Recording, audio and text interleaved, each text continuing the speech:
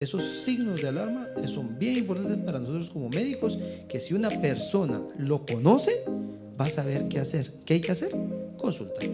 Consultar con el profesional de la salud, porque en la casa no pueden hacer nada. Si le dan algo tomado para la náusea, no les va a controlar la náusea y van a seguir con vómitos porque no están tolerando nada. Entonces es muy importante consultar. Y consultar con lo que habíamos hablado, ¿no? A tiempo, para poder evitar ese tipo de complicaciones, porque no es lo mismo manejar un dengue que llegue prácticamente su estadio inicial, en el cual esté con síntomas comunes como fiebre, dolores musculares y articulares, que con hidratación y acetaminofén se van a ir a su casita, que un paciente que llegue con signos de alarma, porque esos pacientes sí fijos se van a quedar hospitalizados ahí con nosotros. Eso es bien puntual para la...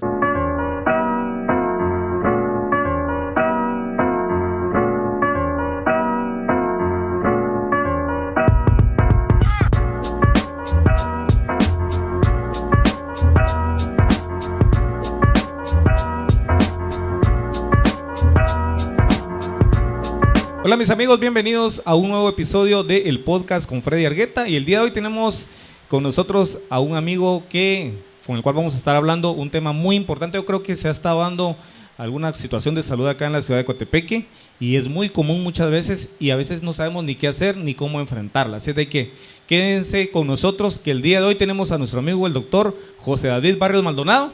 ¿Qué tal, José?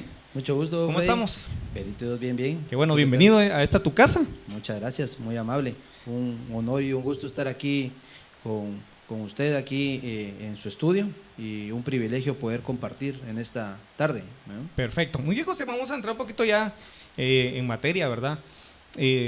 Médico de profesión, graduado ¿hace cuántos años? Hace 4 años. 4 años ya ejerciendo. Así es. Muy bien, ¿cómo has visto la situación de salud acá en la ciudad de Coatepeque? Porque obviamente yo creo que cada punto del país tiene sus tipos de enfermedades, digámoslo de cierta manera coloquialmente, ¿verdad? Pero acá en la costa sur hay enfermedades que obviamente tal vez en otra parte de la República de Guatemala no la hay, ¿verdad? Uh-huh. Sí, es correcto. Pues Coatepeque es un lugar en donde convergen muchos lugares cercanos que en realidad se abocan a este bendito lugar. En realidad, por el lugar, el punto geográfico donde estamos, es un lugar donde podemos observar principalmente enfermedades de las más comunes, así, diarreas, procesos respiratorios. Es muy común ver acá desde el punto de vista de salud. También vemos hoy en día muchas enfermedades metabólicas en relación a diabetes, hipertensión, que son enfermedades crónicas, ¿verdad? Crónicas no transmisibles, le llamamos nosotros. Y aparte de eso, si algo es muy característico de esta zona, las enfermedades endémicas, que por ejemplo es dengue, es muy común hoy en día, incluso hay una emergencia nacional por ello, y pues creo que va a ser un motivo muy especial el poder platicar sobre dicho tema, ¿verdad? En el cual nos vamos a enfocar. Exactamente, y eso es lo que queremos en el día de hoy. Vamos a enfocarnos directamente en el dengue, ¿verdad? Que yo creo que todos, es algo que está a todas luces, de que han habido muchos brotes de esta enfermedad en los últimos meses y a veces, pues obviamente como población desconocemos qué debemos de hacer, cómo nos debemos de cuidar, porque fíjate, yo escuchaba de gente que dice que compran ahora un aerosol ese que le echan en la casa, ¿verdad? Para evitar el zancudo. Lo echan, por unos par de minutos el zancudo se va y al ratito ya está de vuelta. Y dicen que ya no es como antes, ya no actúa como antes. Pero enfoquémonos primero en qué es el dengue. Ok. El dengue es una enfermedad viral. Es una enfermedad viral, característicamente es febril. O sea, el dengue, no existe dengue si no hay fiebre, no hay dengue. O no lo sospecharía uno como tal. O sea, ese es un criterio básico para poder considerarlo uno como médico. Es el punto de partida prácticamente. A los lugares, exactamente, llega a los lugares de consulta que son normalmente aquí en Coatepeque, en el Hospital Nacional e Instituto Guatemalteco de Seguridad Social, que son de los dos lugares donde yo laboro. Ahí prácticamente, aparte, pues están las clínicas privadas y pues un motivo muy común de consulta es fiebre. Entonces ya viene uno y empieza a interrogar a los pacientes, pero normalmente para poder considerar una sospecha de dengue debe haber historia de fiebre, aparte de otros síntomas asociados. Una pregunta, un paréntesis ahí. Cuando hablamos de fiebre, ¿hay algún rango en el que podamos nosotros sospechar ya que la fiebre no va a bajar? Porque yo he escuchado a veces que, bueno, las mamás que le ponen un pañito con agua, no sé si tibia o fría, no sé cómo es la cuestión, ¿verdad?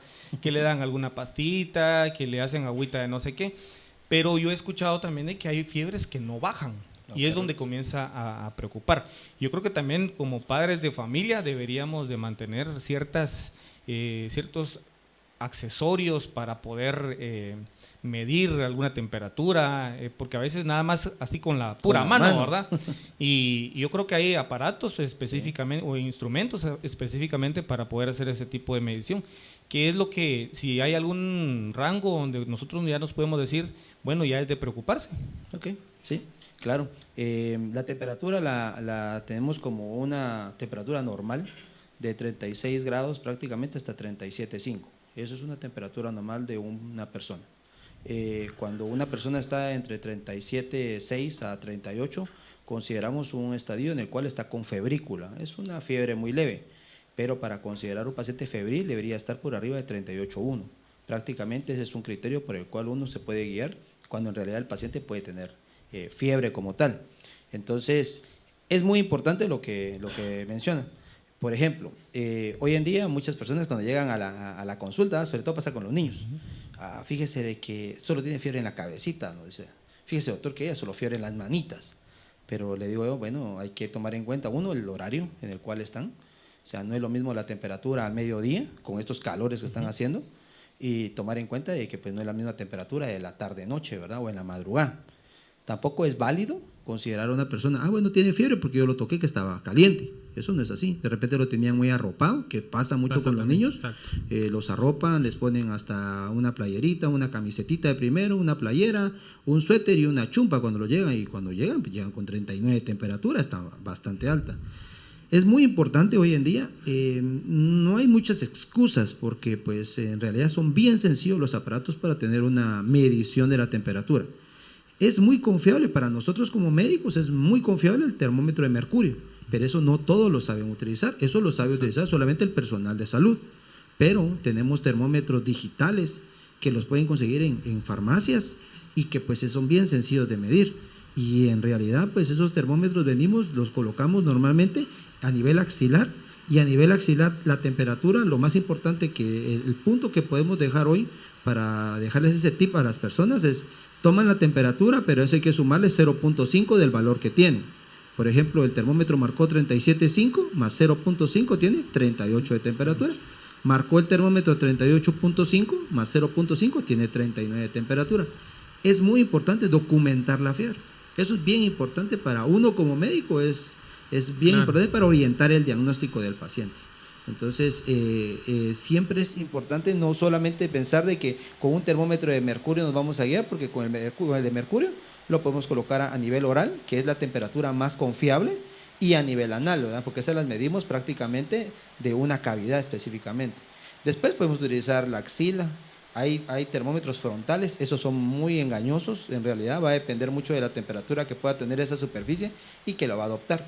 Otro termómetro que estamos utilizando mucho y que surgió a raíz del COVID son los termómetros digitales, pero que se utilizan a través de un dispositivo en donde uno como les estuviera tirando un infrarrojo y prácticamente tira una temperatura, pero también dependiendo cómo está esta superficie, así pueden leer. Entonces yo recomendaría mejor un termómetro digital para tener en casa, sobre todo si tenemos niños, ¿verdad? Para poder verificar, porque si la fiebre en niños es muy delicada, fácilmente el niño se puede complicar por un cuadro febril en el cual puede estar por lo menos arriba de 39 grados, y si el niño fuera muy susceptible a nivel cerebral o a nivel central, le llamamos nosotros, fácilmente un niño puede convulsionar por fiebre, y esa es una gran complicación, ¿verdad?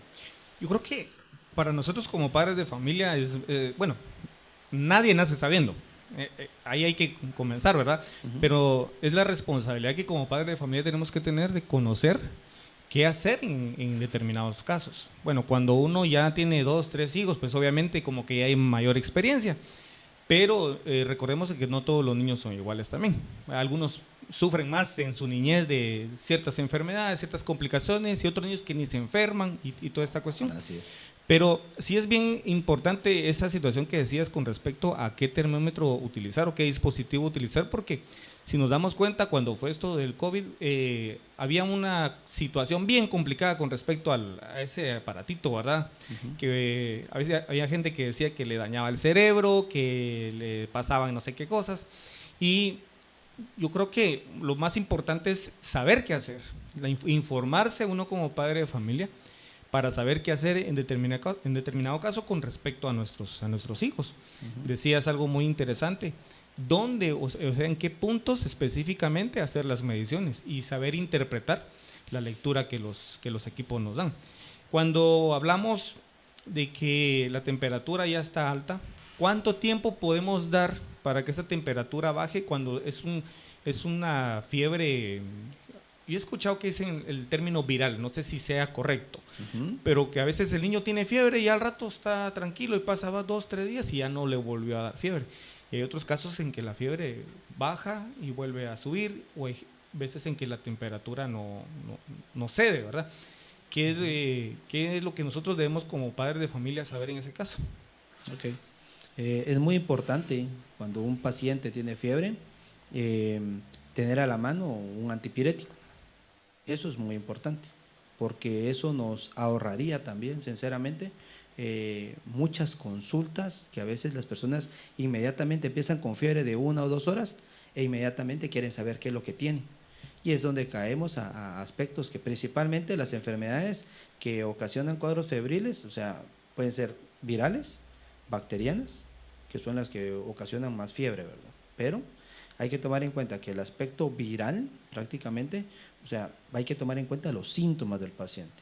Y muchas veces en aspectos febriles, por el tiempo de evolución que un paciente puede tener, con 1 o 2 o 3 horas, no es tan necesario en realidad venir y sacarle un sinfín de estudios, ¿verdad?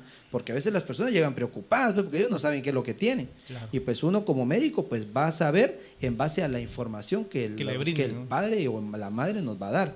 Pero si, por ejemplo, nos llevan un paciente de 1 o 2 horas con fiebre, pues lo más importante es guardar la calma, que eso es lo que queremos dejar bien puntualmente contextualizado el día de hoy, ¿verdad? De que la persona está con fiebre, pues tener a la mano un antipirético para poder controlar la fiebre. Ojo, pues muchas veces los medicamentos ya vienen ahí dosificados en las cajitas, ¿verdad? Porque dicen de tantos años a tantos años, media cucharadita. De tantos años a tantos años, 1 cucharadita. Adultos, pues una tableta cada tanto tiempo. Entonces, claro está de que pues, ellos las personas en la casa no son médicos, ni tampoco tienen un médico a la par. Entonces, a veces es donde surgen las dudas. Pero sí es importante tener a la mano un antipirético porque puede ayudarnos a evitar una complicación, sobre todo en un niño. Por ejemplo, es lo que te había comentado, ¿verdad? En relación a que muchas veces las temperaturas pueden elevarse tanto que puede hacer que un niño convulsione. Entonces, tener a la mano un antipirético puede tratar la manera sobre todo, de evitar una complicación. Entonces, en relación a lo que estábamos platicando, sí es importante tener un antipirético a la mano para poder ayudar a esa persona.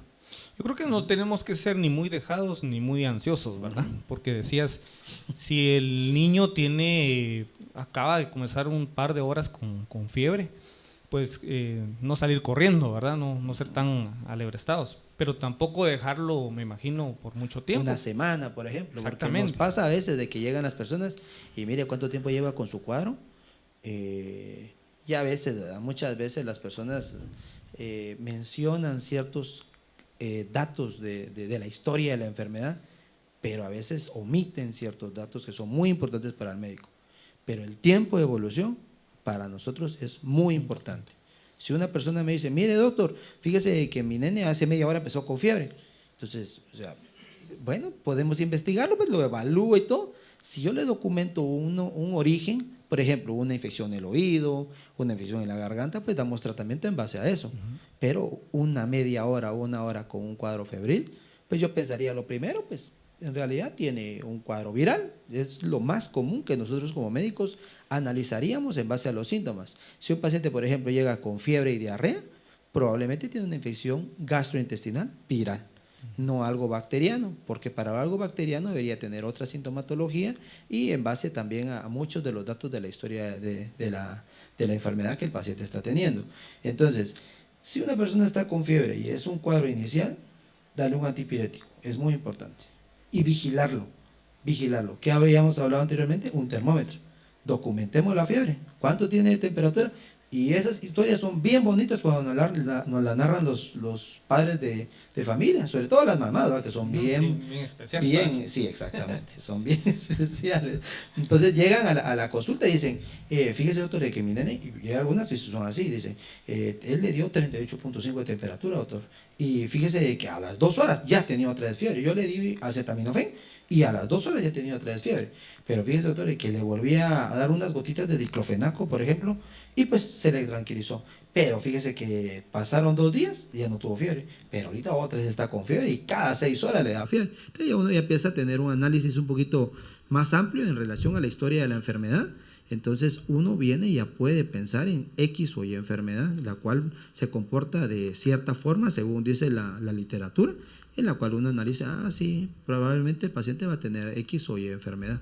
Entonces ya uno se enfoca para pedir X o Y estudio también, ¿verdad? El paciente llega con un cuadro de dolor en la parte baja del abdomen, ha estado con fiebre, él refiere de que pues se ha estado hidratando muy poco, tiene ardor para orinar y dice uno, bueno, entonces probablemente tiene una infección urinaria, pero son los datos que la persona nos va a orientar.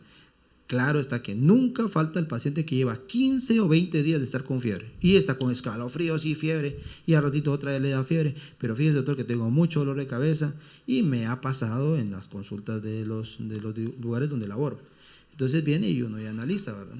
Fíjese, me dijo de que yo tuve, por ejemplo, te voy a contar el caso, un paciente me comentó, tengo 20 días de haber empezado con un cuadro de fiebre. 20 días. Y pues claro, pues el paciente iba con escalofríos, que la fiebre va a dar escalofríos, va a dar sudoración, va a dar malestar generalizado, muchas veces asociados al cuadro febril. Peor si llevan 38, 5, 39, 40 de temperatura, siente uno que se le parten los huesos. Entonces, esta persona vino, pero fíjese doctor que yo hace 3 meses me golpeé la cabeza. Entonces ya como que uno viene y tiene que analizar de diferente forma el caso, ¿va?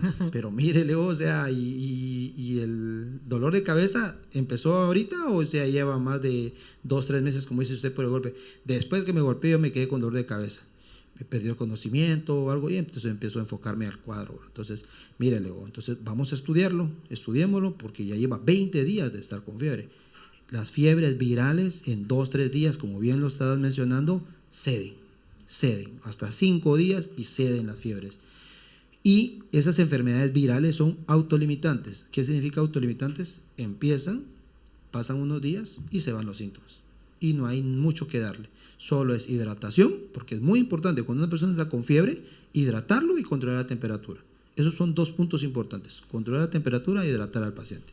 Pero si a lo largo de ya lleva 3, 5, 7 días, 10 días, 20 días como el paciente, algo más tiene, porque las fiebres bacterianas, por decirlo así, o sea, o las infecciones bacterianas van a ocasionar una fiebre persistente que no va a ceder si no atacamos la causa como tal. En este caso, si es algo bacteriano, ahí sí hay que hacer uso de antibióticos, que es lo que hoy en día pasa con las personas, ¿verdad? Pero es un tema que tal vez podríamos platicarlo posteriormente, o que es muy amplio también en relación al uso indiscriminado de antibióticos. Es un tema muy interesante hoy en día. Muy delicado también. Y muy delicado. Tal vez las personas no lo logran entender la magnitud en la cual el clavo al que se están metiendo, porque es un gran problema venir y automedicarse. Y hoy en día, y hablaba el otro día con una paciente y le decía, mire, le digo, ¿sabe cuál es el problema de nuestro país? Que existen leyes que no se cumplen. Porque está regulado el uso y la venta de antibióticos. Pero, en realidad, hoy en día las casas farmacéuticas grandes que distribuyen un montón de medicamentos por donde quiera, ellos prefieren venir y conseguir las recetas, ¿verdad?, de los antibióticos para poder vender indiscriminadamente el antibiótico. Que hay personas que se toman una amoxicilina porque les duele la cabeza, ¿no? Porque eso pasa. O se toman una amoxicilina porque les duele solo el cuerpo. Entonces no funciona así. Pero en relación a los cuadros que estamos platicando el día de hoy, o sea, en realidad, si un paciente está con un cuadro febril de ya mucho tiempo, hay que investigarlo. Y hay que investigarlo a fondo, porque entonces hay que investigar causas de fiebre. Y empezamos a ver, pero si no le documentamos nada en la garganta, nada en el oído, pues hay que investigar en cuadros o pruebas de gabinete, ¿va? Exámenes de laboratorio, hematología, reactantes de fase aguda.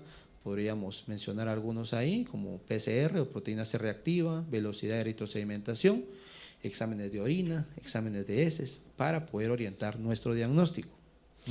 Qué complicado es para un médico cuando el paciente no le da la información necesaria, ¿verdad? Porque, mira, uno va al médico obviamente porque uno se siente mal.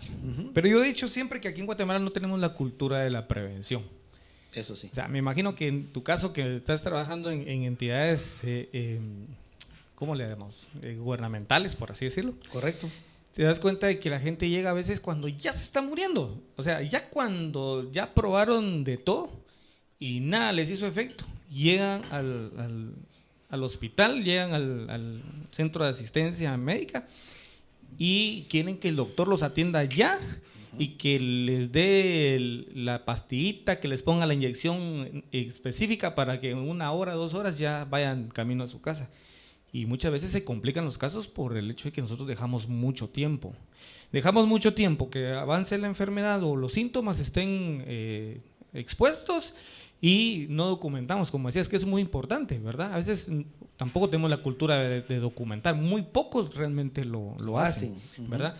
Y es donde yo decía que nosotros tenemos de tener cierto conocimiento, por lo menos el conocimiento básico, por lo menos cómo documentar, cómo hacer un historial acerca de la evolución de algún síntoma que no solo los niños, sino que también de uno ya adulto, ¿verdad? Que pueda estar pasando. Porque a veces, bueno, sucede con mucha gente que no se quejan, ¿verdad? Se los puede estar llevando la fregada, como decimos coloquialmente, y no se quejan. Y hasta que definitivamente no aguantan, comienzan a decir, es que yo ya hace días, y entonces cuando se corre al médico, ya muchas veces la enfermedad ya está muy, muy avanzada, ¿verdad? O cuesta más con el hecho de poderlo medicar.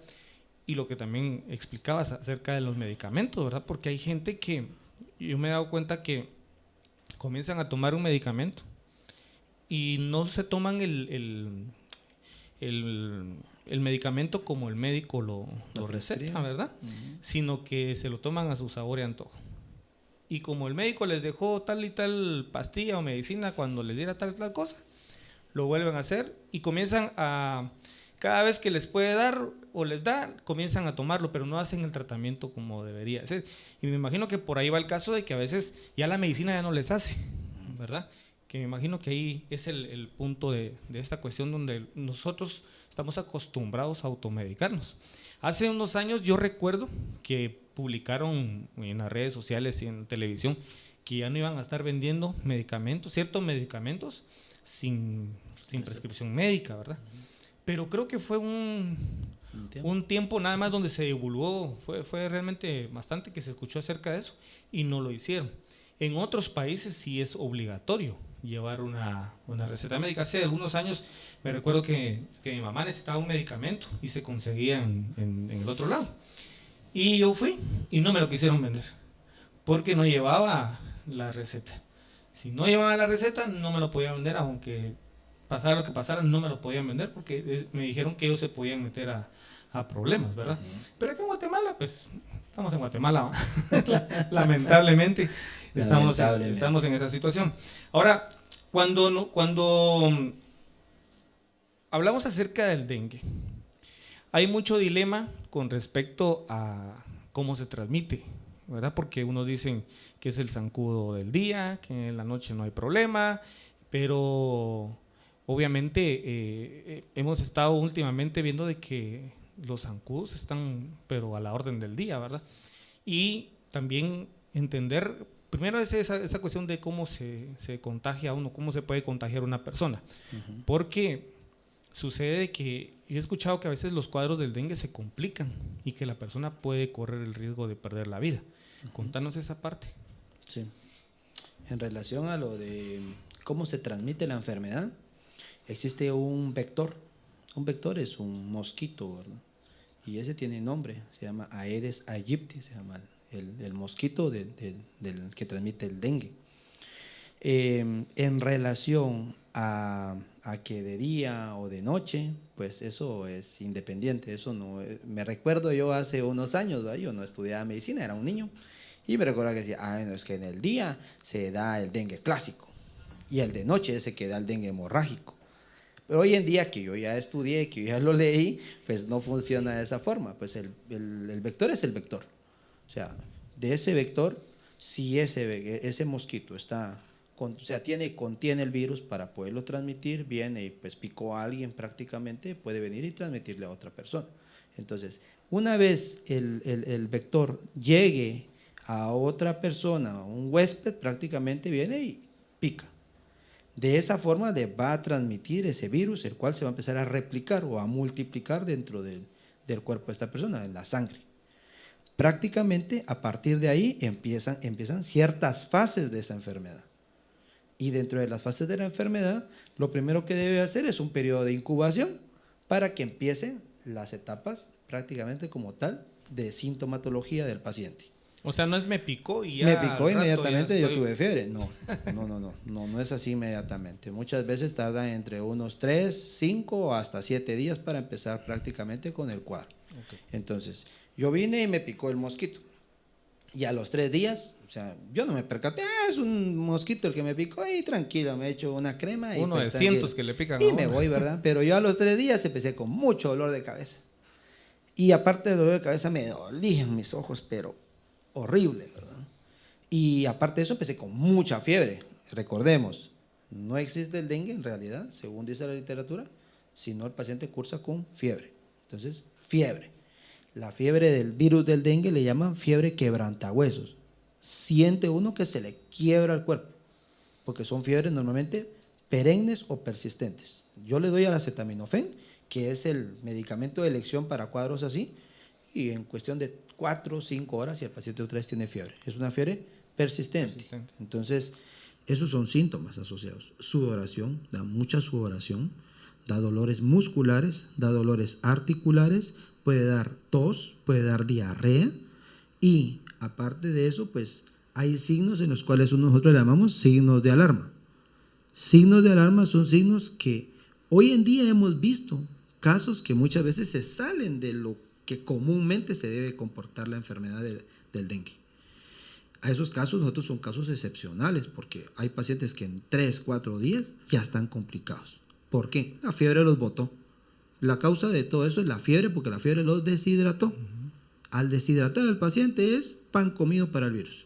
Un paciente deshidratado con dengue muchas veces se complica. Y es lo que no queremos, ¿verdad? O sea, no hay que pecar de confiados, pero tampoco hay que ser exagerados como habíamos hablado en un principio.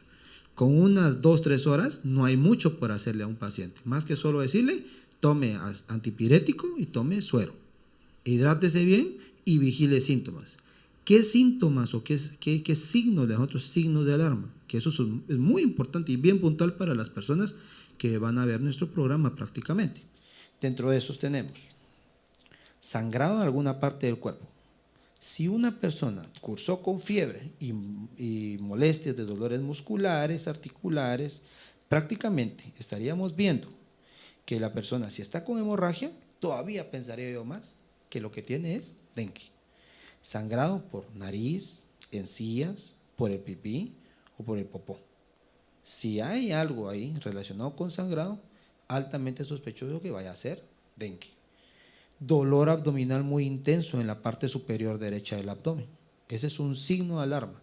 Eso no es común y no es bueno, no es un predictor que diga, me duele el estómago porque tengo gastritis. No, es un signo de alarma. Y a veces se pueden confundir, ¿verdad? Y se pueden confundir, pueden pensar que es gastritis, cuando en realidad es una inflamación prácticamente a nivel perihepático, ¿verdad?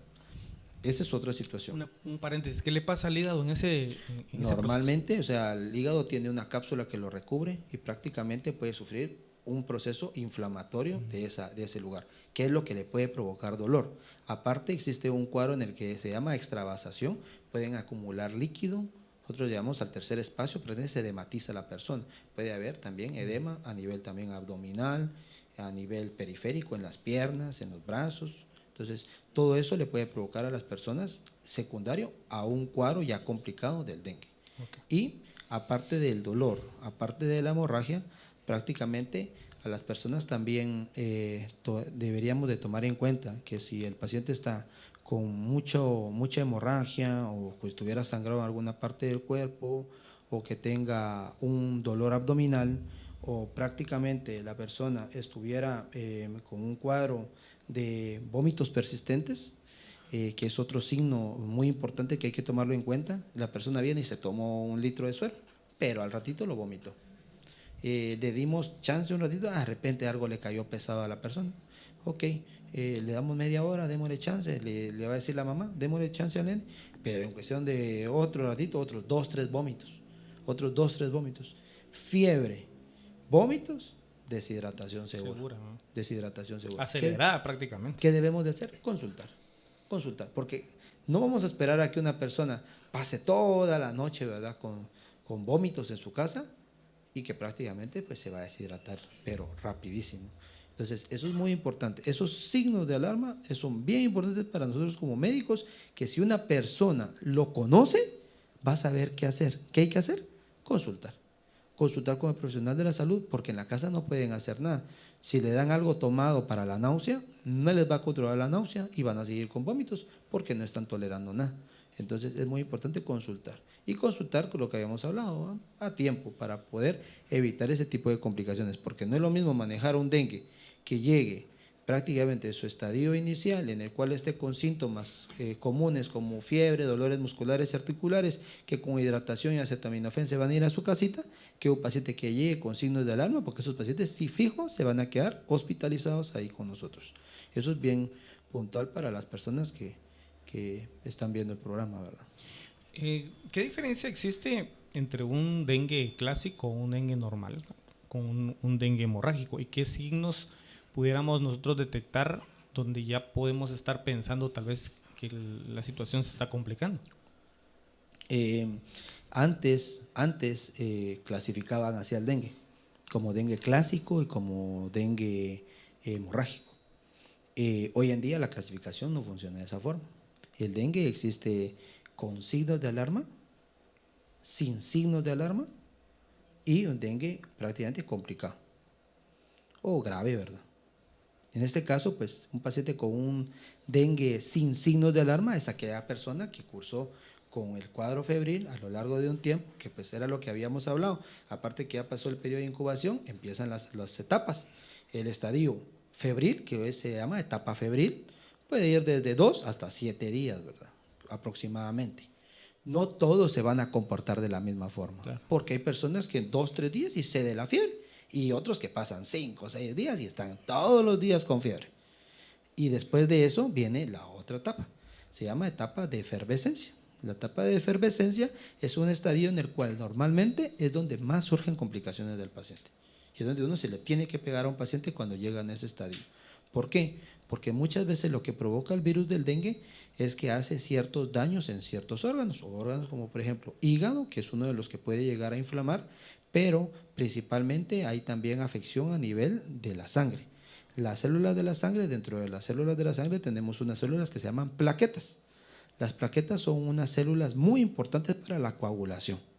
Cuando existe un paciente que está cursando con un cuadro de dengue, prácticamente las plaquetas, el virus las secuestra hacia otro lugar.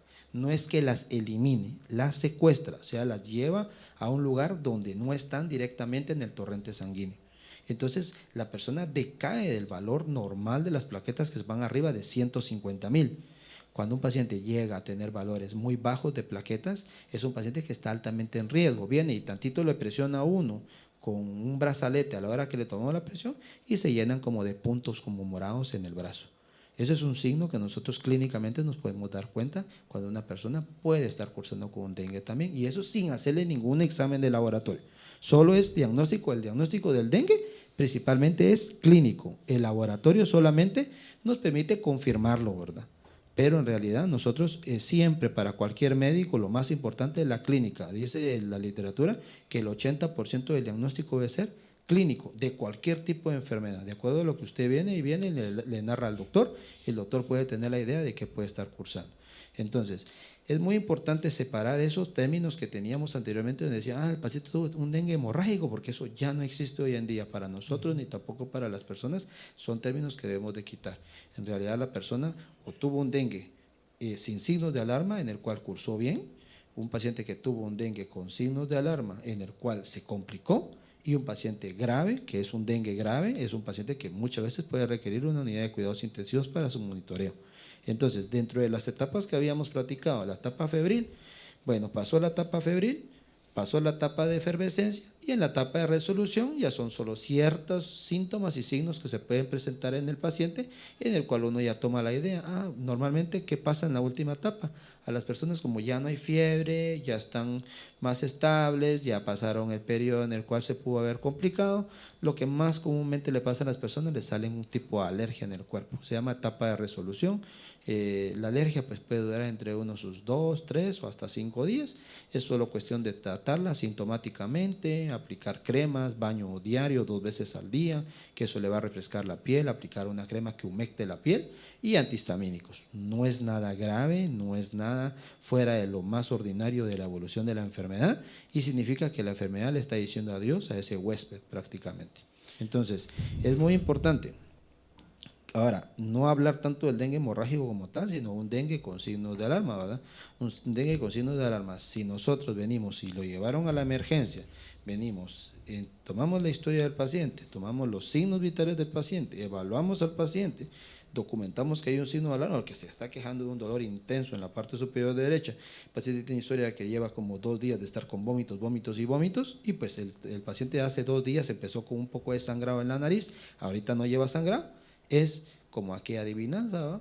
Ahí sí que pues agua pasa por mi casa, cate de mi corazón, entonces sabemos que va a ser un dengue. Exacto. Y ya lleva signos de alarma. Entonces es un dengue que ya va camino a que si no lo hidratamos bien, que es parte importante de, si no le manejamos adecuadamente líquidos, el paciente puede terminar complicado en una unidad de cuidados intensivos. Y ojo, hay personas que muchas veces cuando ya están complicados y prácticamente se ingresa el paciente no revierte el cuadro de deshidratación, terminan muchas veces con catéteres, ¿verdad? Porque se hipotensan, se les baja la presión, hay necesidad de utilizar algunos medicamentos que se llaman vasopresores o aminas vasoactivas, que eso ya se utiliza en pacientes que están graves prácticamente, y a pesar de eso pueden llegar a complicarse tanto que un paciente se puede morir, ¿verdad? Sí, fácilmente, pues, si no se trata a tiempo. Entonces, en la demora, ahí sí está el peligro.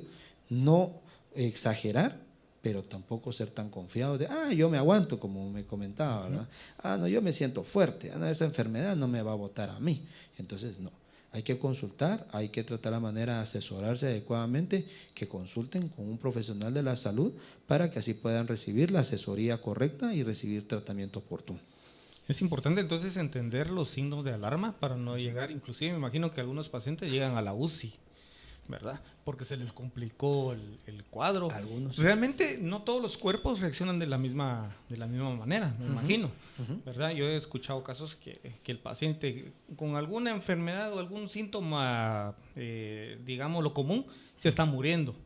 Y hay otros que son muy aguantadores, ¿verdad? Pero se llevan quejando y si se la aguantan, pero no hay más que hacer que primero estar bien informado y luego pues saber qué hacer con respecto a los síntomas que se puedan presentar al principio y como decías, pues obviamente buscar la ayuda profesional para poder canalizar toda esa información que uno está recabando en casa para que el médico pues pueda dar el tratamiento oportuno y que pues los cuadros no se puedan complicar. Una de las consultas podría ser, cuando hablamos acerca de hidratación, en el caso de una persona que esté cursando un cuadro febril bastante alto y tal vez ya tenga vómitos, agua pura, suero o agüita de ¿qué sería lo más indicado? Porque yo he escuchado un montón de cosas, ¿verdad? Pero desde el punto de vista médico, ¿qué sería lo que le podemos aconsejar a las personas? Como médico le podría decir que idealmente lo que debemos de darle a las personas es sales de rehidratación oral o suero. Es lo más adecuado porque Cuando una persona va a estar cursando con fiebre, va a provocarle esa fiebre sudoración. La sudoración va también a ser parte de la deshidratación. Hablábamos, ¿verdad? Una vez en unas clases, ¿verdad? Cuando estábamos estudiando medicina, vengan y prueben su sudor. El sudor es salado. Salado. Entonces, porque nosotros dentro de nuestro cuerpo tenemos unas sales que son las que están dentro de la sangre prácticamente y que se pueden expulsar a través del sudor. Entonces, cuando nosotros necesitamos hidratarnos, y eso es muy importante, no solamente por el hecho del cuadro de la enfermedad de dengue que estamos hablando hoy. Hoy en día hay mucho calor y estamos sudando, pero por montones. Y si usted se quiere hidratar, el agua pura es agua pura. Solo tiene agua. H2O es la fórmula en realidad.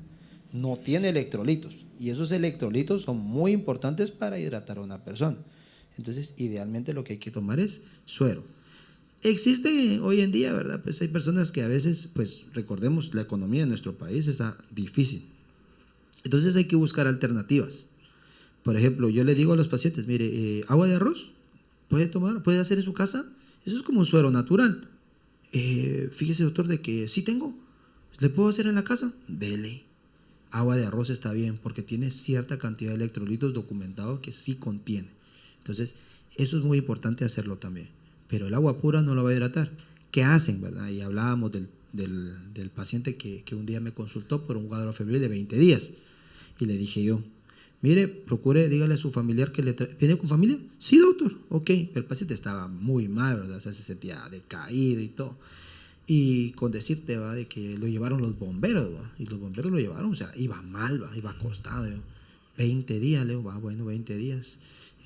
Vamos a investigar el cuadro, pero dígale a su familia que le traiga suero para que empiece a tomar. Le voy a dar un poquito le voy a colocar algo para la náusea, un protector gástrico, y en una media hora me empieza a tomar suero. Pero a veces las personas son desobedientes, y no sé si dentro de la desobediencia también podemos hablar de que también a veces algunos pecan de ignorantes, ¿no? Porque en realidad venimos y le decimos las instrucciones y como que o no entendieron o qué es lo que pasa, porque en realidad uno es muy claro en decirle qué es lo que deben de hacer. Vine, le pedí sus laboratorios y en cuestión de un par de horas, porque yo ya lo había ido a ver, y me dijeron, ya le había pasado suero en la vena, ya estaba más hidratado, pero le di prueba de tolerancia y cuando me lo fui a encontrar, ¿verdad? Una galleta chiqui, su jugo de manzana, y yo me le quedo viendo, ¿ese jugo de quién es, Leo? Es de mi esposo. Es que dice que tiene hambre. Sí, Leo, pero fruta, si usted desea, fruta. Pero una galleta chiqui, Leo, o sea, no, señor, Leo, o sea, yo le dije a él que le trajeran suero, yo ni siquiera le dije que le dieran de comer, pero es que tiene hambre, tiene ya varios días que no ha comido, claro, Leo, si yo también no he comido, no he cenado, Leo. Entonces me llama la atención en el sentido de que las personas, a veces uno les explica, y hoy en día, ese es el objetivo, educar a las personas para que evitemos complicaciones. Hablábamos un punto importante hace unos minutos, prevención. Prevención, claro, se pueden prevenir las enfermedades, se pueden prevenir las complicaciones también, porque ya puedo tener una enfermedad, pero lo que menos quiero es que se complique, Entonces le decía a la persona, no, Leo, el jugo, tómeselo usted, señor Leo, y dame favor, consígale suero, dele. Entonces, ¿qué recomendaría yo? ¿Suero o agüita de arroz? Sería apropiado. Y me dicen, mire, ¿y Gatorade le puedo dar? Bueno, el Gatorade tiene ciertos carbohidratos, tiene azúcares. El Gatorade no hidrata. Eso es solamente comercio, pues, las personas. Pero es que mire, mi nene solamente toma Gatorade. Pero cómprele el suerito. Es que no le gusta el suero. ¿Sabe qué? Me hizo una señora un día. Yo vine y le dije, mire, Eligio, cómprele suero y dele suerito. Doctor, me dijo, me llamó. Sí, señor. Hágame favor y dígale a mi nene que Gatorade le voy a dar. Ajá, pero el Gatorade no lo va a hidratar. Sí, pero yo le voy a ir a comprar un suero y le voy a vaciar el Gatorade y le voy a echar el suero en el botón, en el del Gatorade. Y mire qué astuta la señora y qué inteligente. Bueno, entonces, mira, nene, te vamos a dar tu Gatorade. ¿Qué sabor querés? De uva, de uva. Ok, de uva, señor, cómprele un cliente lo que Gatorade. pida. Sí, un Gatorade de uva, dele, pero dele Gatorade, ¿no? Y eso hizo la señora. Vinieron y botaron el Gatorade y le echaron un susuerito de sabor uva. Y pues se lo tomó. Increíble, pero se lo tomó. Se lo pasó. Se lo pasó.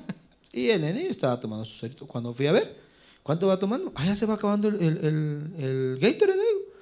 Entonces, me llama la atención eso, ay, eso no lo olvido porque son experiencias que uno va viendo en los hospitales y dice uno, bueno, en realidad a veces uno es solamente la mente, ¿verdad? Que es tan poderosa, decir, ah, bueno, este es un Gatorade, pero eso sí, Gatorade no hidrata, en realidad, no hidrata. Claro, hay que dejar claro eso, ¿verdad, José? Porque hay mucha gente que yo he escuchado que, por ejemplo, sacame de esta duda. Yo he escuchado que la gente dice el agua pura, ¿verdad? El agua natural. Pero que el agua embotellada que nosotros encontramos en el supermercado, en las tiendas, no es lo mismo que el agua pura, no sé, de alguna fuente natural, por ejemplo. ¿Es cierto eso, que al momento de pasarlo por un proceso de purificación pierde algunas propiedades? No, ¿No? no, digamos de que el agua como tal, al hablar de purificada, es porque es apta para consumo humano. Es como lo que a veces hablábamos con algunas personas, ¿verdad? Cuando venimos y les explicamos. Nuestros países son países subdesarrollados. Nos han metido la idea errónea de que tenemos en nuestra casa agua potable. Un agua potable en Guatemala no existe, solo en los papeles. ¿Por qué? Porque nosotros a nuestra casa llega agua entubada. Está el tubo, llega a la pila y cae agua en nuestra pila. O en los grifos de nuestros lavamanos, lavatrastos, pero es agua entubada. Porque si yo vengo y agarro un vaso y saco prácticamente un poco de agua de ahí, es un agua que viene muchas veces contaminada. A veces no hacen los estudios adecuados. Es un agua que se puede ver turbia. El agua potable o agua purificada o agua que es apta para consumo humano es un agua que es literalmente que es inocua, o sea, no va a ocasionar ningún daño en usted, en la persona que lo va a ingerir. Entonces, ya sea de que exista un agua que prácticamente viene y va a pasar un proceso en el cual la van a purificar, va a venir como que yo fuera a la peña a traer mi vaso de agua, claro que es agua como tal, pura. No hay ningún cambio, ni es porque le echen X o Y algún preservante, no, el agua pura no lleva ningún preservante, o sea, en realidad es agua pura para poderla consumir. Muy bien. Cuando hablamos nosotros del dengue y enfoquemos un poco acá en la ciudad de Coatepeque, todo lo que ha estado ocurriendo con respecto a los brotes que han habido, que nosotros le podemos decir a la gente con respecto a qué tan complicado se ha vuelto esta situación del dengue acá y cómo nosotros debemos de actuar en casa, porque por ejemplo, te voy a contar, como acá en Coatepeque no tenemos agua 24/7, ¿verdad? Normalmente o tenemos un cisterna o en algunas casas tenemos botes o tambos de agua para uso doméstico, ¿verdad? O para bañarnos, inclusive que a veces mantenemos, por lo menos en mi casa, un tambo grandote con agua porque no llega agua, un par de horas creo que llega. Entonces, pero yo me di cuenta en cierta ocasión que en la orilla del tambo comenzaban a moverse unas cositas, ¿verdad? Y creo que ese es el proceso por el cual el zancudo se vuelve... Exactamente. Entonces, ¿qué fue lo que hice? Que de un tiempo para acá, solo se llena el tambo y se tapa con un nylon, ¿verdad? Increíblemente, no fue inmediato, pero con el paso de los días, el nivel de zancudos en mi casa bajó, pero considerablemente. Y hay gente que a veces no cree que la pila, que los tambos con agua puedan ser criaderos de zancudos. ¿Y qué es lo que nosotros le podemos recomendar a la gente que tenga mucho en observación? Porque a veces no nos damos cuenta de estas cosas. Ok. Vamos a hablar de prevención. La prevención, no podemos decir, bueno, entonces me voy a ir a vivir a tierra fría para prevenir que me dé dengue. Vivimos en Coatepeque. Es una enfermedad endémica de esta zona. Toda esta zona prácticamente es una zona tropical. llueve, pues ahorita estamos un poquito en sequía, ¿verdad? Pero en realidad el vector se va a reproducir prácticamente en aguas que estén estancadas, se podría decir. Entonces, para que haya menos zancudos, depende de nosotros, depende de nosotros. Mucha higiene en casas, mantener limpia su pila, es muy importante. No sé en realidad ahorita cómo lo esté manejando el centro de salud, porque yo no me enfoco directamente ahí en esa área, pero tiene un área específica para vectores, así se llama esa área. Y pues van de casa en casa para poder ayudar y dejar una sustancia, ¿verdad?, que ayuda a que no crezca ese vector ahí en esa pila, pero tampoco se puede quedar ahí 4, 5, 6 meses solamente, un poquito de ese como veneno, ¿verdad? Entonces, ¿por qué? Porque no va a surgir efecto, o sea, 5 meses ya eso ya no va a tener ninguna función. Entonces, ¿qué debemos de hacer nosotros en casa? Evitar acumular agua. Y si vamos a almacenar agua, taparla, como lo que hiciste. O sea, ahí estuvo perfecto, porque de esa forma no tan fácilmente va a llegar el vector y va a empezar a tener un criadero en esa zona.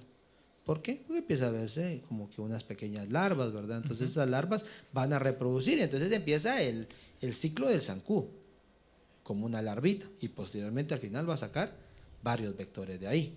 Entonces, hay que lavarlos cada cierto tiempo, lavar el recipiente, tratar la manera de mantenerlo lo más limpio que se pueda y mantenerlo cubierto. Es muy importante esa higiene en casa.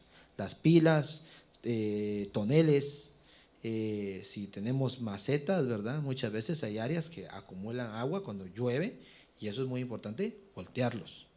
Chatarra, evitar todo tipo de chatarra cerca de la casa o aún ahí mismo en la casa, porque muchas veces no somos nosotros, pero alrededor de nuestra casa hay un montón de personas que acumulan que llantas, que algunas cosas que son de metal, que algunos plásticos. Entonces venimos y lo más importante es voltearlos para evitar que acumulen agua, porque si hay agua, fijo y seguro al 100% que van a llegar los vectores ahí, va a llegar el mosquito, va a ser un como nido, se podría decir, y se va a multiplicar. Entonces, evitemos eso. Hablamos hace un tiempecito atrás, unos minutos atrás, en relación al uso de un repelente. El uso del repelente es válido.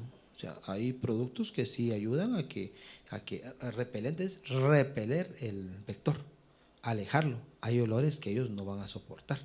Entonces, de esa forma, uno va a evitar que venga un mosquito y lo pique a uno. Entonces, son medidas bien sencillas. Mucha higiene en la casa, mantener limpios los recipientes, tratar la manera de lavar las pilas, taparlas y pues si tenemos alrededor chatarra, evitar acúmulo de chatarra a toda costa y si pues no podemos porque pues más de algo o es de alguien que pues se puede molestar, pues tratar la manera de ir y por lo menos voltear donde van a haber criaderos de zancudo, que es donde se almacena agua. Cuando en un tiempo se suscitó lo del Zika y lo del chikungunya, me acuerdo. Y escuché que gente dice que el dengue, como tal, el que conocíamos años atrás, que comenzó a cambiar o a mutar, algo así había escuchado. ¿Es cierto eso de que ya no es la misma, el dengue que daba antes con respecto a lo que nosotros estamos viendo ahora acá en Coatepeque? Al hablar de chikungunya y de Zika, son enfermedades transmitidas igual por vectores. Y el vector prácticamente es un mosquito. El virus del Zika es un arbovirus igual que el dengue. O sea, el dengue es un arbovirosis, le llamamos nosotros. O sea, son primos hermanos, se podría decir. Solamente que la sintomatología va a ser un poco distinta, ¿ya? Entonces, la chikungunya es una enfermedad febril que tiene múltiples síntomas también, da fiebre, da dolores musculares, pero principalmente lo que más da la chikungunya es dolores articulares, principalmente eso, y es una de las secuelas que más deja. Hubo un tiempo en el cual hubo mucha chikungunya, pero era prácticamente no tanto una mutación como tal, sino es una variante de este virus, prácticamente. ¿Por qué? Porque son arbovirus de otro subtipo prácticamente, por eso es una clasificación distinta. Y el Zika igual, es prácticamente otro primo hermano, se podría decir, del virus del dengue, que va a transmitir esta enfermedad. No eran tan comunes, en realidad, no eran tan comunes aquí en esta zona, pero igual el vector está. Por eso mismo va a transmitirse, porque en realidad es un vector que es el mismo vector que transmite el virus del dengue, solo que transmite prácticamente otro tipo de virus, porque el Zika, perdón, el dengue y la chikungunya son distintos virus, no es el mismo virus, y no es que el virus del dengue haya mutado a chikungunya o que el virus del dengue haya mutado a Zika. Ok, sí, porque, por ejemplo, cuando decías que la cuestión de los dolores articulares, ¿verdad? Yo me recuerdo que a mí cuando me dio, yo después de que me pasaron todos los síntomas, me quedé como unos 3 meses con un fuerte dolor Sí. articular. Cosa que con el dengue, obviamente, pues No da. no da. Pero se puede llegar a confundir, ¿verdad? Con respecto a los síntomas que tenemos, podemos llegar a confundir una con otra, ¿verdad? Con otra, sí, correcto. Se podría llegar a confundir porque tienen casi la misma sintomatología. Tienen la misma sintomatología, solo que hay ciertos puntos específicos en los cuales uno puede sospechar lo que tiene chikungunya. ¿Por qué? Porque muchas veces las fiebres del virus del dengue son fiebres más persistentes y mucho más altas que la de chikungunya. Pero el dolor articular es característico de la chikungunya. Y el virus del Zika da mucha conjuntivitis, que es muy distinto que a un paciente con el virus del dengue que viene y le dio dengue, pero no le dio ninguna conjuntivitis. No pensaríamos en que fuera Zika, ¿verdad? Pero si un paciente que vino, cursó con fiebre, dolor muscular, articular, le pudo dar diarrea, le pudo haber un cuadro de dolores articulares como tal, entonces venimos y, pero tuvo conjuntivitis, está con los ojos rojos, tiene secreción mucopurulenta, en realidad le pica el ojo y pues en cuestión 3-5 días el paciente desarrolló esa sintomatología, entonces uno viene y para eso existen pruebas diagnósticas. Entonces, sí hay una prueba específica para dengue, sí hay una prueba específica para chikungunya, sí hay una prueba específica para Zika. Entonces, de ahí es donde parte uno y dice, bueno, entonces pidámosle mejor panel viral de arbovirus, ¿va? En este caso, dengue, chikungunya, Zika, y veamos cuál salió positivo. Porque muchas veces nos basamos solo en la clínica y decimos, bueno, dolores articulares, fiebre, y le sacamos la prueba de dengue y está negativa. Y venimos, pues entonces saquémosle chikungunya y cabal, sale positivo. Bueno, entonces veamos, ¿va? El paciente sí cursó con una conjuntivitis, saquémosle la prueba de Zika y salió positivo. Y salió negativo a dengue, salió negativo a chikungunya. Entonces, esas pruebas son muy importantes. ¿Qué es importante decirle a la persona ahorita en este medio? ¿Cuándo vamos a pedir nosotros la prueba? Porque nos pasa. A veces las personas, hoy en día ha cambiado mucho eso. Ha cambiado mucho eso en el sentido de que lo que el médico menciona, les dice, uno les explica, y a veces las personas como que se enojaran, como que si uno no les quisiera hacer X o Y prueba. Y uno les comenta, no es que nosotros no querramos, es que existe un protocolo en el cual uno como médico sabe en qué momento pedirle la prueba. Y llegan con 12 horas de evolución de fiebre y quieren que le hagamos todo. Me pasa en un lugar específicamente, ¿verdad? De donde yo laboro. Entonces, porque pues como gozan de un beneficio, creen de que en realidad uno va a hacer lo que el paciente llega y nos indica. Y no funciona así. Nosotros tenemos un juicio crítico y un juicio en el cual nos vamos a basar en base a los signos y síntomas del paciente para poder considerar X o Y enfermedad. Pero con 12 horas de evolución, si yo le pido de todo, puede ser que todo me va a salir normal.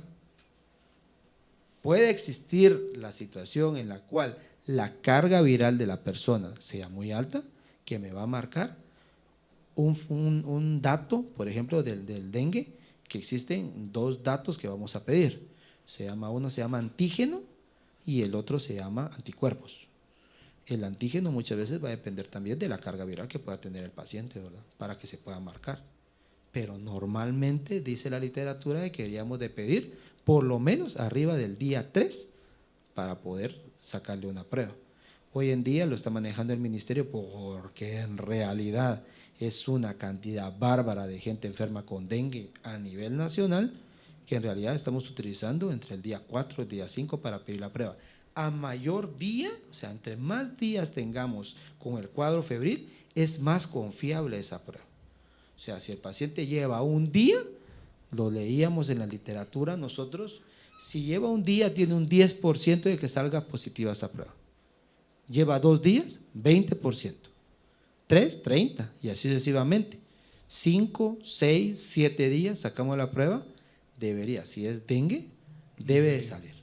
Entonces, a más días, más chance de que la prueba salga positiva. A menos días, va a salir falsos, muchas veces, falsos negativos, que sí tenían dengue, y yo le digo, fíjese que la prueba está negativa, y las personas se van ya con la mentalidad, yo no tengo dengue, porque ahí dice que está negativo, y se van a su casa, pero en 3 días vienen complicados, con signos de alarma, pero es que yo no tengo dengue.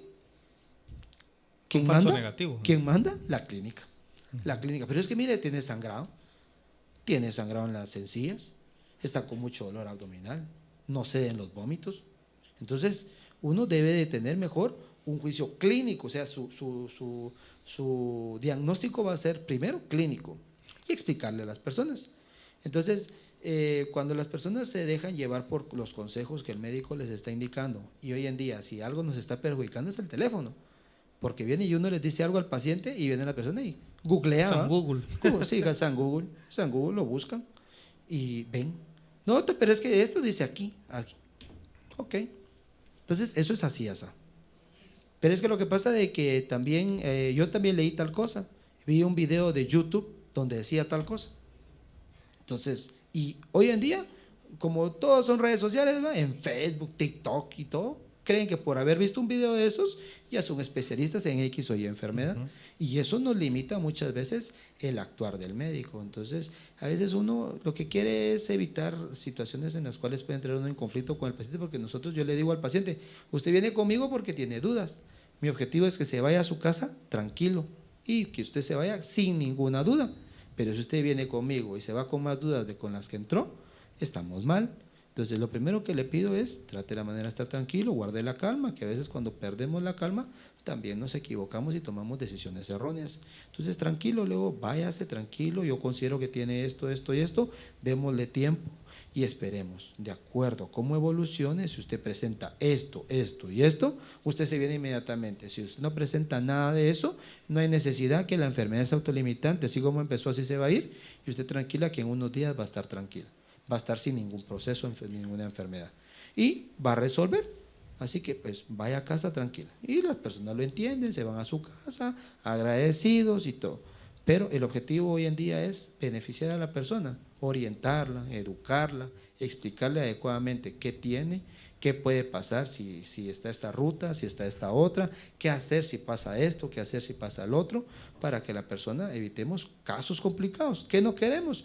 Que se vayan a una unidad de cuidados intensivos, que va a prolongar el tiempo hospitalario y que a veces puede venir a necesitarlo otra persona que también va a necesitar, por ejemplo, un accidente. Exacto, que necesita una unidad de cuidados intensivos y que es una emergencia como tal, con una enfermedad que en realidad la podemos haber prevenido las complicaciones. Entonces, eso es bien importante. Entonces, ya que estamos aquí en este medio, pues queremos explicárselo a las personas, ¿verdad? Entonces, tratemos la manera de consultar a tiempo, tratemos la manera de medicarnos con lo que debe hacerse, pero ¿cómo vamos a saber hacerlo? Consultemos en el tiempo adecuado, empecemos con un tratamiento en casa, que el acetaminofén se puede conseguir fácilmente, controlemos los síntomas. Si en 2 o 3 días no mejora el paciente, venimos a la consulta, los evaluamos, vemos, investigamos un foco infeccioso, no lo hay, bueno, pensamos en poderle pedir la prueba de dengue. ¿Está positivo? Tranquilo, o sea, es una enfermedad que se puede controlar, tiene baja mortalidad en realidad, no todos los casos se van a complicar, menos del 5% de los casos se pueden complicar. O sea, la mayoría de la gente va a pasar con la enfermedad y tranquilos. Pero, ¿qué aspectos importantes de los niños son los que más se pueden complicar? Personas adultos mayores con enfermedades crónicas, ¿verdad? Entonces hay que tomar en cuenta que entonces a un paciente diabético no solo le vamos a manejar los líquidos, ¿no? Hay que manejarle su azúcar. A un cuadro hipertensivo, ¿verdad? Hay que controlar su presión, no solamente manejarle líquidos. O sea, una persona, un bebé, no es aquí decirle, bueno, dele tanto de suero y pues tranquilo en su casa. Puede ser que haya necesidad de darle algún otro soporte. Entonces, es muy importante esos aspectos que estamos platicando el día de hoy, porque el objetivo es educar a las personas, evitar complicaciones. El cruce de información es muy importante por lo que estoy viendo, porque obviamente si llegan contigo a la clínica y te dan una historia, te cuentan de qué forma ha evolucionado los síntomas y todo esto, vas a tener un criterio para poderles recomendar, no sé, tal vez algún tratamiento. Pero si omiten algo en la comunicación, si omiten algunos detalles que son muy importantes y que tal vez para ellos no los quisieran tocar, puede hacer que estés dando un diagnóstico no tan acertado, ¿verdad? Porque a veces dicen, es que ese doctor al que fui no es bueno. Sí. Es que el doctor, pero en Shela sí hay uno bueno, es que no sé dónde sí hay uno bueno. Pero muchas veces somos nosotros los que no damos la información correcta y adecuada y oportuna.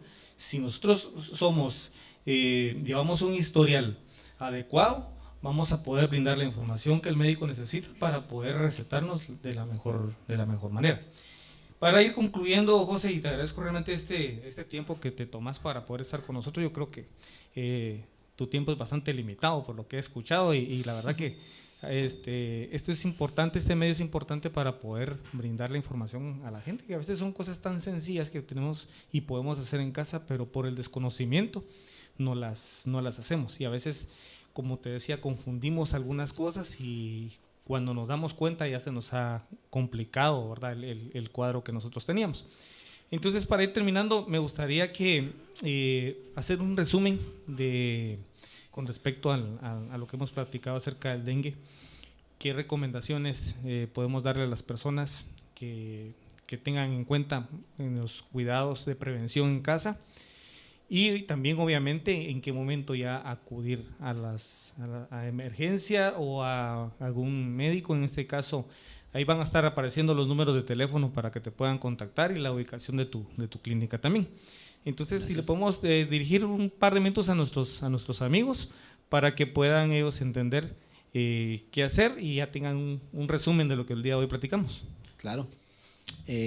Platicábamos en relación al dengue, ¿verdad? Y que es una enfermedad viral transmitido por un vector que se llama Aedes aegypti. En realidad la enfermedad característicamente lo que va a dar es fiebre y otros síntomas. Dentro de esos síntomas podemos mencionar sudoración, dolores musculares, articulares, puede haber tos, puede haber diarrea y, ojo, era lo que habíamos hablado y eso es bien puntual que vamos a retroalimentar. Si una persona presenta los siguientes síntomas, que son signos de alarma como tales: vómitos persistentes, dolor abdominal en la parte superior derecha o sangrado en alguna parte del cuerpo, nariz, encías, en el pipí. Si pasa algo así, es de suma importancia consultar a tiempo. Es muy importante eso, nos ahorra complicaciones del paciente. Hoy en día hemos visto que como que el virus probablemente mutó en algún aspecto, porque hemos visto también personas que llevan 2, 3 días y como que se saltan las etapas de la enfermedad. Cuando vemos están en un dengue complicado o signos de alarma, ¿verdad?, que era lo que habíamos hablado. Entonces, cuando pase eso, es de consultar a tiempo, que es lo que yo quiero enfatizar con esos 3 síntomas o signos de alarma que son de un cuadro de un dengue complicado prácticamente. Entonces, es importante hablar en cuanto al diagnóstico. El diagnóstico es clínico, el doctor va a saber qué hacer, pero hay que tomar en cuenta que inmediatamente al empezar un cuadro febril no es tan adecuado una consulta. Hay que esperar por lo menos entre 48 y 72 horas para poderlo consultar, para tener un poquito mayor de confiabilidad para poderle pedir una prueba. Si yo sospecho que lo que tiene es dengue. ¿Por qué? Porque también no todas las fiebres es por dengue, hay otras enfermedades, pero sí tomar en cuenta que el diagnóstico en 80% es clínico. Si tiene varios criterios asociados a sospecha que lo que tiene es dengue, puedo venir y juzgar prácticamente y decir, bueno, me llena estos criterios, lleva 4 o 5 días de fiebre, lleva 4 o 5 días con estos síntomas, pidámosle la prueba. Positivo, no se acaba el mundo, al contrario, es una enfermedad viral que va a tener un curso autolimitante, empezó y se va a ir, no se va a quedar con nosotros todo el tiempo. Entonces, esos signos y síntomas son importantes y las pruebas diagnósticas solo nos van a orientar a la confirmación del diagnóstico, pero el diagnóstico en mi mente ya nació en un principio. ¿Qué es importante? El tratamiento. El tratamiento es oportunamente 2 aspectos importantes: control de la temperatura y la hidratación. Control de la temperatura, acetaminofén. Es lo ideal. No es tan bueno, ¿verdad? O sea, no es adecuado en realidad venir y darle aspirina, por ejemplo. ¿Por qué? La aspirina es un antiagregante plaquetario que puede hacer que fácilmente se complique todavía más el cuadro porque va, como en pocas palabras, va a ralar la sangre, como comúnmente le decimos. Entonces, eso no es adecuado. No aspirina. AINES, dentro de esos tenemos ibuprofeno, diclofenaco, no los aprobamos dentro de las normas o la guía para el manejo del dengue. Idealmente es acetaminofén. Eso es lo ideal. Existen algunas alternativas con metamizol, que normalmente comúnmente lo conoce con el nombre de neomelubrina. Esa es una variante, pero idealmente es acetaminofén. Hay personas que son alérgicos al acetaminofén. Neomelubrina es muy buena alternativa. Es muy buen antipirético. Eso podemos utilizar. ¿Cómo saber cuánto darle a la persona? Pues algunos, como lo mencionaba en un momento, ¿verdad? Viene la posología para los niños, porque es donde es más complicado, porque para el adulto venimos y decimos acetaminofén, 2 tabletas si son de 500 miligramos. Si es paracetamol, es lo mismo en realidad, es una tableta de 1 gramo, una cada 6 horas, o 2 tabletas si son de acetaminofén de 500 cada 6 horas. El objetivo es evitar que el paciente esté con fiebre, porque la fiebre bota a las personas. Los van a poner mal, los van a deshidratar y lo que queremos es evitar es que se complique el cuadro, que se deshidrate el paciente. Entonces, eso es muy importante. Y la hidratación. La hidratación hablábamos que vamos a utilizar suero, sales de rehidratación oral, los venden, o incluso en los centros de salud. Eso es un medicamento esencial de la Organización Mundial de la Salud que normalmente hay en todos los puestos de salud de la República. Todos deberían de tener sales de rehidratación oral. Y si no, son muy económicos. Destapamos el sobre, lo vertimos en 1 litro de agua, lo movemos y lo agitamos y tenemos un suero apto para estarlo consumiendo. Y tratar la manera de acabarnos el suero, por lo menos aumentar un poquito la ingesta de líquidos. Si tomamos 2 litros, tomar hasta 3, 4 litros, lo importante es hidratarse bien. Y si un niño está con mucha fiebre, es mejor descubrirlo, que eso es bien importante para nuestros televidentes, ¿verdad? Descubrirlos, no abrigarlos, ponerles ropa fresca y si es necesario, tratar la manera de utilizar medios físicos para bajarle la temperatura. Trapos húmedos en la frente, en el estómago, en el tórax, quitarle calcetines, si es necesario ponerle un ventilador y si no, pues con un cartón, ¿verdad? Echarle aire, como comentaremos, para que pierdan calor. Entonces, eso es muy importante.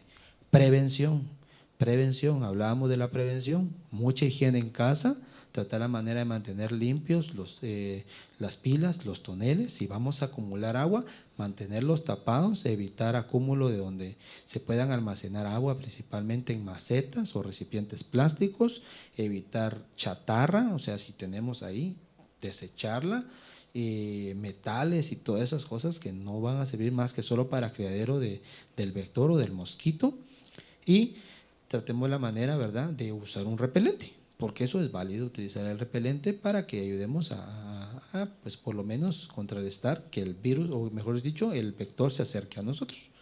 Principalmente eso, y ante cualquier duda, ubíquenos, llámenos, estamos para servirles, ya sea en Hospital Nacional, en el IX, o si no, pues en la clínica, ¿verdad?, que pues el objetivo es también ayudar a las personas, ayudarlas para que pues evitemos complicaciones, ¿verdad? Y pues busquen asesoría profesional cuando tengan alguna duda, cuando tengan algún problema de salud, busquen asesoría, porque en realidad el internet no les va a sacar de ninguna duda, sino que les va a dar más dudas porque hay cosas que no las van a entender. Y eso es lo más importante de esta noche, poderlo socializar para que evitemos complicaciones en las personas. Muy bien, yo creo que ha quedado claro todo este tema y te agradezco mucho el tomarte el tiempo para explicar tan ampliamente, porque sí es necesario que las personas estén informadas, que eso es lo mayormente importante en estos casos, porque si nosotros estamos informados vamos a saber cómo actuar, cómo hacer y qué pasos debemos de seguir. Entonces, te agradezco mucho tu tiempo nuevamente, esperamos pues en otra oportunidad también tenerte y por ahí nuestros amigos te van a ver seguido porque pues vas a estar ahí compartiendo con nosotros algunos consejitos, ¿verdad?, durante este tiempo para que vayan ellos conociendo en situaciones comunes qué hacer y cómo abordarlas, ¿verdad? En casa y con lo que tenemos a la mano. Entonces te dejo un minuto para que te despidas de la audiencia aquí a la cámara. Okay. Es un gusto. Mi nombre es José David Barrios Maldonado. Soy médico y cirujano, egresado de la Facultad de Medicina de la Universidad Mariano Gálvez, y pues será un gusto poderles servir en Clínica y Farmacia Imperial. Estamos ubicados una cuadra abajo del parque, estamos a sus órdenes, tenemos el servicio en general de consulta para adultos y niños y también cualquier tipo de procedimiento quirúrgico. Y esta noche ha sido un gusto y un privilegio poder estar aquí con ustedes platicando sobre esta enfermedad, que es una enfermedad muy común en nuestra zona y a nivel nacional, que ha tenido un repunte extremadamente alto, y pues es muy importante que nosotros como profesionales de la salud también socialicemos cómo podemos evitar complicaciones en la población en general. Es un gusto estar aquí con ustedes y, como les decía, un privilegio también. Que tengan una buena noche. Muy bien, mis amigos, entonces es así como hemos llegado ya al final de este episodio. Yo creo que ha sido un tema bastante importante a tratar y pues ahí quedan los consejos para que ustedes los tomen en cuenta, analícenlos, tienen que tener esto muy presente para evitar complicaciones. Y agradecemos mucho a José David por estar con nosotros en esta oportunidad y a usted en casita por estar ahí al pendiente de este episodio. Yo creo que ha sido un episodio bastante interesante. Y también recordándoles que la invitación queda abierta para todos los viernes a las 8 de la noche pueda sintonizar cada episodio nuevo, que todos los viernes traemos un tema de importancia. Así de que buenos días, buenas noches, en el momento que usted vaya a ver este video, que tenga lo mejor de la vida y recuerde, todos los viernes a las 8 de la noche puede contactar este podcast y ver los temas que traemos para ustedes. Hasta pronto.